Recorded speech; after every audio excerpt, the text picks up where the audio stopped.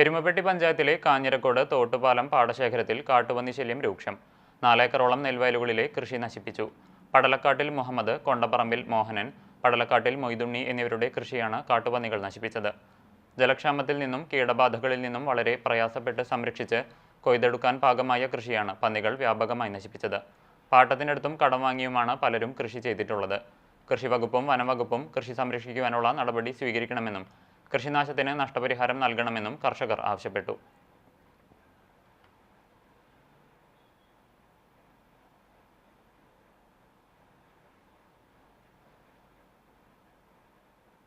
തോട്ടുപാലം കൊഴുമ്പ് പാടശേഖരം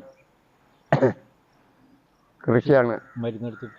മരുന്നും എല്ലാം ചെയ്തിട്ട് ഇപ്പോൾ നെല്ലൊക്കെ കൊയ്യാൻ കാലത്തേക്ക് കംപ്ലീറ്റ് മൊത്തം പന്നി നശിപ്പിച്ചേക്കാണ്. നല്ലൊരു കാശ് ചിലവാ. പാട്ടത്തിന് പണതാണ്. പരിഹാരം ഗവൺമെൻറ്റിൽ നിന്നോ കൃഷിഭവനിൽ നിന്നോ എന്തെങ്കിലും. 4 ഏക്കർ മൊത്തം ഏതാണ്ട് നശിപ്പിച്ചു. മൊത്തം പന്നി ആണ്.